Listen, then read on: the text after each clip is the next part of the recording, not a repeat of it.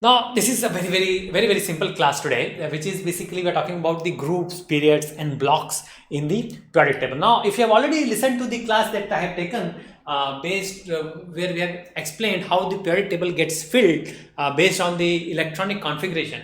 Okay, so if I add extra electrons from starting from hydrogen, how do I place those elements in the periodic table based on their electronic configuration? If you have already listened to that class, then these things would come very naturally to you. Okay, so there is some terminology here. The first terminology that we study is the groups in the periodic table. The groups are actually starting from left and go towards the right. So these are the groups in the periodic table, and they are numbered from 1 to 18. So that is the modern IUPAC system, in which the groups are numbered 1 to 18. Simply 1 to 18. They are just number digits, normal numbers, 1 to 18. No Roman numerals. Okay, it is the Hindu Arabic system, if you will. 1, 2, 3, simple. Okay. In the previously, the groups were actually numbered using Roman numerals, and there were some complications, 1A, 2A, 2B, and the transition metals were named differently, and so on and so forth. But though that is not there anymore, we have to simply number the groups from 1 to simply 18. Okay, so the 1 is these S block, the first element, first column of the S block, and then we go on till the noble gases, which is the group number 18. Now remember, just one thing that you have to remember, because this is still mentioned in some books. Previously, the noble gases, that group number 18 was known as group number 0. Okay, so sometimes the teachers they would call this the last group, the group number 18, as group number 0, but that is the old system. In the old system, that used to be the case. Now we only use exclusively this modern group system, group numbering system, in which their groups are numbered 1 to 18. The periods, they go from top to bottom. They are the rows, if you will, in this periodic table, and they go from 1 to 7. Okay, so there are only 7 periods so far in the periodic table. There might be more, depending upon if you were to invent a new element, it would be named after you, and we would also get a new period in the periodic table. Okay, so but so far we only have 7 periods in the periodic table. Now that was about the groups and periods. Now we also have blocks. Now the blocks are based on, in the periodic table, are based on this simple concept, where the electrons are getting filled. So the S block is based on the filling of the S orbitals, which are right here. So this entire thing is the S block. Here the S blocks are the S orbital is getting filled, and then here this thing, the region that I am marking, is actually the D block. Now D block elements are most important, very important. They have very typical chemistry, and the D block elements are named because, of course, the D orbitals are getting filled.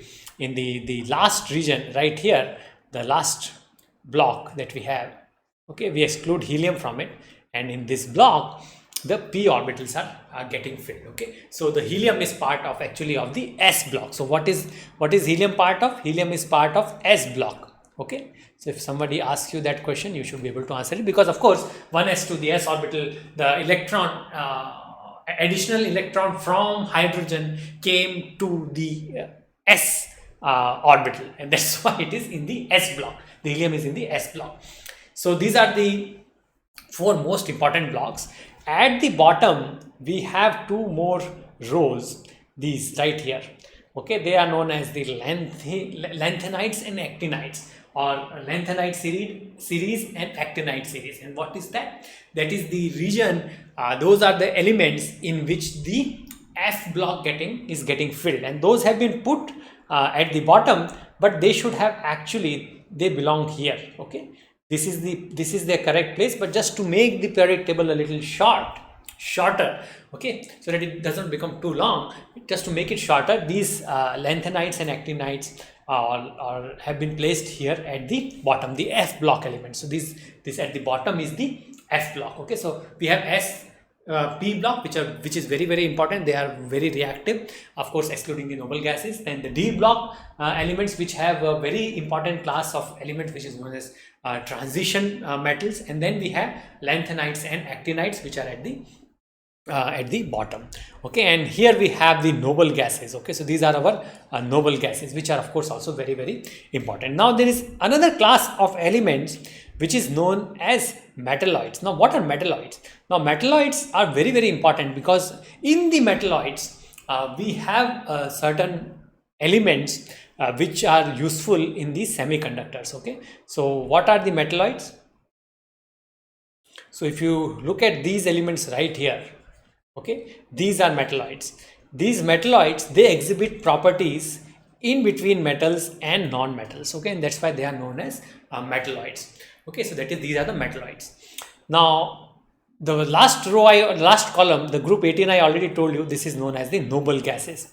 Now the group 1, except for hydrogen, starting from lithium onwards and going till francium, this region right here, these are known as alkali metals. Okay, so these are some of the terminologies that we need to just remember. So alkali metals are there. Okay, these are the alkali metals, and at the very left, excluding the hydrogen, on the very right we have the noble gases.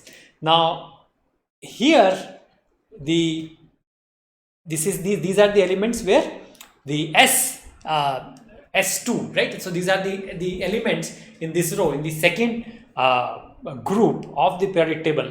They have their S orbital, the S subshell completely fit, S2 configuration, and these elements are known as alkaline earth metals. Okay, the first row, lithium, sodium, potassium, those are the first column, or the first group excluding hydrogen, that was alkali metals.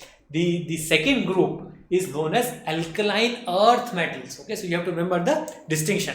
Okay, so those that is also very, very important. So those are some important terminologies. Just try to remember that, because they are often in the book, they are often mentioned like this. So for example, there are some specific properties of alkali metals, and of course we will also study them. There are properties of alkaline earth metals, and we will just call them by name. And when we call them by these alkaline earth metals, you should automatically understand that that is beryllium, magnesium, calcium, those that particular we are referring to the group 2 elements. Okay, so hopefully things become very clear in terms of terminology. Okay, thank you.